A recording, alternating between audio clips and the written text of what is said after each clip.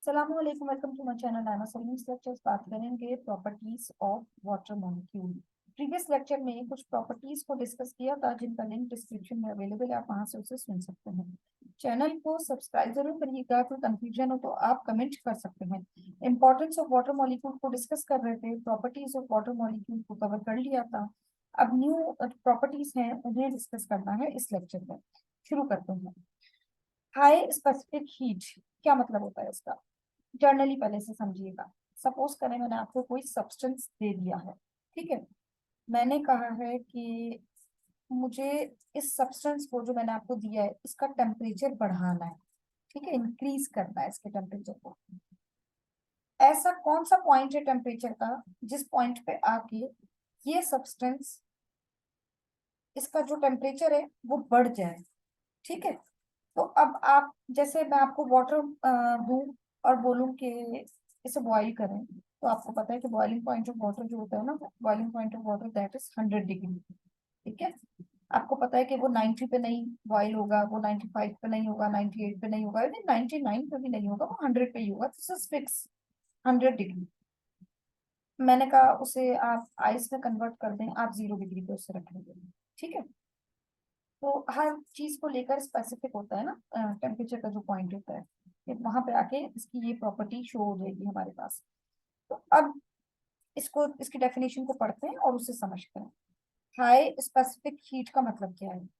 आपको एक खास किस्म की इतनी हीट चाहिए, स्पेसिफिक हीट चाहिए। क्यों? Specific heat of a substance is the amount of heat energy required to raise the temperature of 1 gram of that substance by 1 degree, ठीक है। आपके पास एक सब्सटेंस है, आपने उसमें इतनी अमाउंट आपको हीट एनर्जी चाहिए। कितनी अमाउंट ऑफ हीट एनर्जी? क्या करने के लिए? उसका टेम्परेचर बढ़ाने के लिए। To raise the temperature of 1 gram of that substance, 1 gram है तो आप कैसे चलेंगे? By 1 degree. ये इसका फॉर्मूला होगा, आपने इस तरीके से इसको फॉलो करना है, ठीक है। तो उम्मीद है आपको ये समझ में आ गया होगा, ना समझ में आया हो तो आप कमेंट कर सकते हैं। इसी तरीके से आपको मैंने जैसे एग्जांपल वाटर की दी है, मैंने आपको सपोज करें वाटर दे दिया, तो वाटर को लेकर जो स्पेसिफिक हीट होती है वो हाई होती है।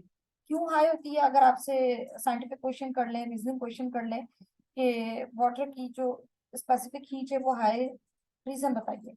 आप जवाब देंगे due to its polar nature and hydrogen bond. Water molecule consist होता है हाइड्रोजन बॉन्डिंग पे, और बहुत सारी कोएसिव फोर्स होती है, हाइड्रोजन बॉन्ड होते हैं। इसकी नेचर जो है आपको पता है, पोलर है यानी हैविंग चार्ज। तो इन सब को ब्रेक करना, इन सब को, इसका, इस सब का टेम्परेचर बढ़ाना, इसकी जो स्पेसिफिक हीट है वो कोई लो नहीं हो सकती। अच्छी खासी आपको हीट बढ़ानी पड़ती है, यानी अच्छा खासा इसका टेम्परेचर आपको रेज करना पड़ता है। और वो कोई लो नहीं होता, वो हाई होता है, जैसे मैंने अभी आपको example the. Next, high heat of vaporisation. अब पहले हम वेपोराइजेशन को समझते हैं। देखिए, लिक्विड कन्वर्ट जब हो जाता है ना इनटू टाइनी ड्रॉपलेट पार्टिकल जो होते हैं, वाटर वेपर जिसको हम कहते हैं, छोटे छोटे ड्रॉपलेट होते हैं ये। लिक्विड को वेपर में कन्वर्ट करना, ये वेपोराइजेशन हो गया है ना। तो अब हम क्या कर रहे हैं यहाँ पे? हाई हीट ऑफ वेपोराइजेशन को समझ रहे हैं। ये भी सेम कोई, अगर आपको हाई स्पेसिफिक हीट समझ में आ गया तो अब इसको समझने में कोई डिफिकल्टी मैं उम्मीद करती हूँ कि नहीं होगी। क्या चाहिए आपको? इतना अमाउंट आपको चाहिए। कितना अमाउंट चाहिए? द अमाउंट ऑफ हीट, मुझे इतना हीट का अमाउंट चाहिए, रिक्वायर्ड है मुझे क्या करने के लिए? टू चेंज, मुझे चेंज करना है। किसको चेंज करना है? लिक्विड को चेंज करना है, उसकी स्टेट को मुझे चेंज कर देना है। आपको पता है solid, liquid, gases, these are states of matter. आपने लिक्विड को वेपर में अगर कन्वर्ट करना है तो इसको चेंज करने के लिए, कन्वर्ट करने के लिए आपको हीट रिक्वायर्ड होगी, ठीक है। तो इस रिक्वायर्ड, ये जो अमाउंट ऑफ हीट आपको रिक्वायर्ड है, इसको हम क्या कहते हैं? Heat of vaporisation. मैंने आपको वाटर दे दिया, मैंने कहा इसको वेपर में कन्वर्ट करें, तो आपने कहा मुझे इतना आप हीट का अमाउंट दे दें। आप जब मुझे इतना हीट का अमाउंट दे देंगे, ये मुझे रिक्वायर्ड है, तो फिर क्या होगा? इस रिक्वायर्ड अमाउंट को, जो हीट का मैंने दिया है, यूज करते हुए आप लिक्विड को वेपर में कन्वर्ट कर देंगे, and this process is called high heat of vaporization या vaporization, heat of vaporization. Greater the heat of vaporization, higher will be the chances of stability in state, or vice versa. Normally जो value होती है इसकी water की, that is 574 kilo calorie पर KG होगा, यहाँ पे केजी है, ठीक है। हाइड्रोफोबिक एक्सक्लूशन की बात करते हैं। देखिए वाटर जो है वो पोलर सब्सटेंस है। Polar means having charge. दो तरह की चीजें आपने स्टडी की होंगी, डिस्कस की होंगी। एक दो नेचर के बारे में भी आपने पढ़ा होगा, एक को कहते हैं हाइड्रोफोबिक और एक को कहते हैं हाइड्रोफिलिक। हाइड्रोफोबिक का मतलब क्या होता है, पहले इसको समझिएगा। Hydro we use for water, ठीक है। फोबिक फोबिया से निकला है। फोबिया मीन्स फेयर, डर, ऑफ। वो जो पानी से डरते हैं, ठीक है, वाटर फेयरिंग क्वालिटी जो है उसे हम कहते हैं हाइड्रोफोबिक। ठीक है, जैसे ऑयल हमारे सामने है, पानी से उसकी बनती नहीं है, ठीक है, वो हाइड्रोफोबिक है। और वो जो वाटर को लव करते हैं, अट्रैक्ट करते हैं, उनके साथ बॉन्ड बना लेते हैं जल्दी से। अच्छा, बनेगी नहीं तो वो हाइड्रोफोबिक है, तो फिर वो बॉन्ड बनाने में भी कोई इंटरेस्टेड नहीं होते ना। और वो जो खुद हाइड्रोफिलिक हो, फोबिक तो समझा दिया, अब हाइड्रोफिलिक क्या होता है, same you know that hydro means water, ठीक है। अब उसके बाद एक टर्म यहाँ पे लगी हुई है, दैट इज फिलिक। फिलिक मतलब लविंग, अट्रैक्शन, ठीक है, जो अट्रैक्ट करे। सॉरी, ये एल कुछ ज्यादा टेढ़ा हो गया। Hydrophilic, philic means to love, to attract. तो जो वाटर को लव करे, जो वाटर को अट्रैक्ट करे, वाटर के साथ बॉन्ड बनाना पसंद करे, हम उसे हाइड्रोफिलिक प्रॉपर्टी कह देते हैं। तो दो तरह की प्रॉपर्टीज हमारे सामने आ गई, एक hydrophobic, water fearing, water hating, और एक है हाइड्रोफिलिक, वाटर लविंग, ठीक है, वो हाइड्रोफोबिक एंड हाइड्रोफिलिक। अब यहाँ पे वाटर जो है वो हाइड्रोफिलिक कैटेगरी में आ गया ना, ये तो खुद ही अट्रैक्ट कर रहा है दूसरे मॉलिक्यूल के साथ भी, चार्ज मॉलिक्यूल मॉलिक्यूल के साथ भी बॉन्ड बना रहा है। यहाँ पे एक टर्म और लिखी हुई है, एक्सक्लूजन, यानी निकाल दिया। क्या निकाला है, किसको निकाल के पढ़ते हैं, डिस्कस करते हैं, आपको समझाते हैं। It is tendency of water to coalesce, मतलब क्या हुआ इसका, वाटर की ऐसी ब्यूटी, ऐसी काबिलियत, ऐसी टेंडेंसी जिसमें वो क्या करे, टू कोएलेस, मतलब ऑयल जो होता है ना, ऑयल के जो ड्रॉप होते हैं उनको जमा कर दे। इसके इस वर्ड के मीन्स आपको क्या पता है, टू मेक देम टुगेदर, उन सबको जोड़ के एक जगह कर देना, ठीक है, इकट्ठा कर देना, जमा कर देना। किसको, ऑयल ड्रॉप जो आपने डाले हैं, वो लार्ज उन तमाम ऑयल ड्रॉप को जमा करके लार्ज ड्रॉपलेट में कन्वर्ट कर देगा। वाटर मॉलिक्यूल आपको पता है, the water molecules have hydrogen bonding, ये आपको पता है कि वाटर मॉलिक्यूल के पास हाइड्रोजन बॉन्ड होता है उनके दरमियान में। तो जब हम पानी में ऑयल को डाल देंगे या ऑयल में पानी को डालेंगे तो पता है क्या होगा, अब इसको गौर से समझिएगा, शायद फिर आपको ये प्रॉपर्टी समझ में आए। सपोज करें आपके पास यहाँ पे वाटर का एक ग्लास है या कंटेनर है, ठीक है, इसमें वाटर मॉलिक्यूल है, एंड यू नो तमाम water molecules hydrogen bonding possess करते हैं।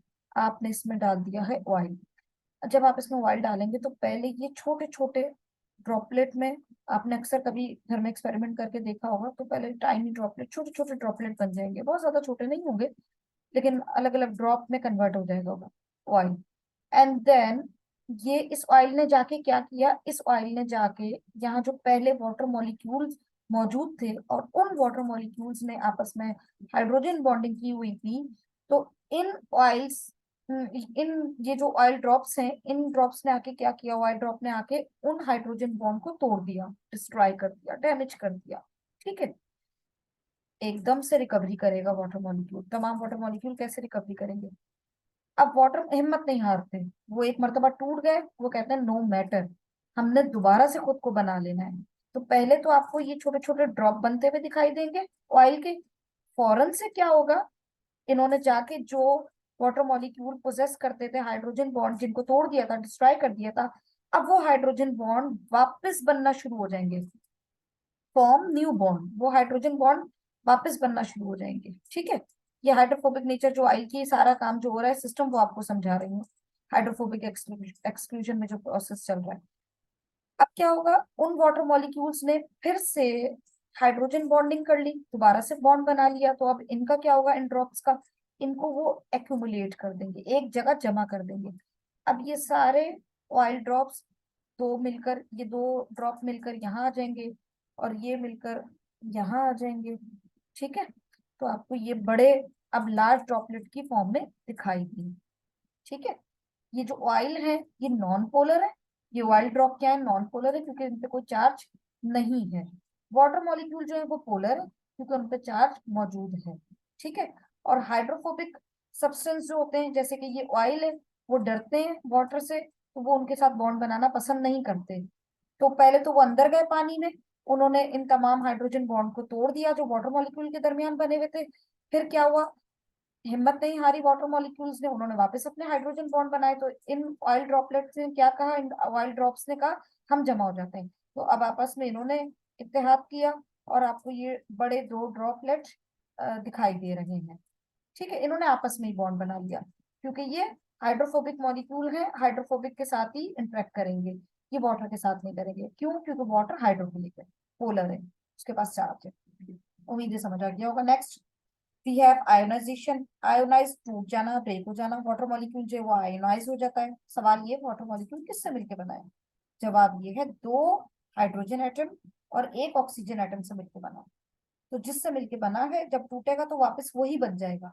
यानी जब वाटर स्प्लिट होगा, आयोनाइज होगा, तो आपको क्या मिलेंगे, एच आइन, हाइड्रोजन एटम आइन, यहाँ पे हाइड्रोजन एटम मिल गया, और ये ओ एच आइन, ये आइंस में कन्वर्ट हो गया ना, तो हमने इसको कह दिया आयोनाइजेशन प्रोसेस। इसको मैं हाइड्रोजन आइन या एच आइन कहूंगी, इसे मैं ओ एच आइन कहूंगी। ठीक है, ये ब्यूटी है, प्रॉपर्टी है एक इसकी, वाटर वाटर मॉलिक्यूल की। दिस रिएक्शन इज रिवर्सिबल, ये वाटर मॉलिक्यूल टूट के एच आइन एंड ओ एच आइन में कन्वर्ट हो जाता है, एंड वापस यही एच आइन ओ एच आइन मिलकर वाटर भी बना देता है। तभी मैंने कह दिया कि भाई ये रिएक्शन जो है वो रिवर्सिबल रिएक्शन है। इसीलिए ये मेंटेन करने की एबिलिटी रखता है किसकी, इक्विलिब्रियम की। Due to ionisation property water में बिहेव एज एसिड्स और बेस।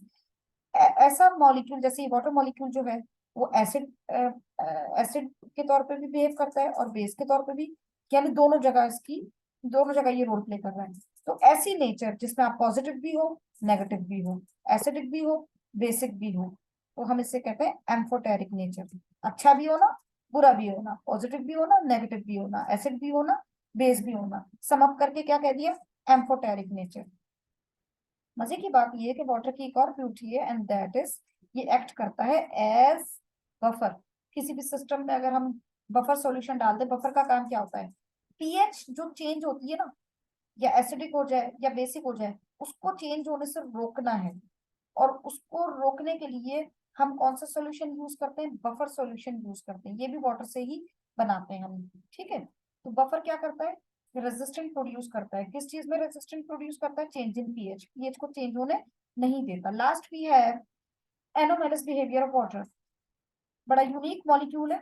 वाटर जो है ऐसी स्टेट है हमारी दुनिया में, ये जो वाटर मॉलिक्यूल है ये सॉलिड स्टेट में भी पाया जाता है, वाटर सॉलिड स्टेट में भी पाया जाता है। देखिए मेजोरिटी सब्सटेंस या तो सॉलिड स्टेट में पाए जाते हैं, या लिक्विड में पाए जाते हैं, या गैस में पाए जाते हैं। But in case of water ये सॉलिड स्टेट में भी पाया जाता है अगर हम इसे 0 डिग्री पे रखते हैं। ठीक है, ये लिक्विड स्टेट में भी पाया जाता है अगर हम टेम्परेचर को थोड़ा सा हाई कर दें, 0 से हटा दें ऑर्डिनरी रूम टेम्परेचर पे, हमें ये लिक्विड स्टेट में मिलेगा। और अगर हमने टेम्परेचर को मजीद बढ़ा दिया, ठीक है, 100 तक हम ले आए, बॉईल कर दिया इसे हमने, तो अब ये गैस में कन्वर्ट हो जाएगा। ये वो सब्सटेंस है वाटर जो कि तीनों स्टेट में पाया जाता है। Thank you so much for listening me, channel को सब्सक्राइब जरूर करिएगा। Take care.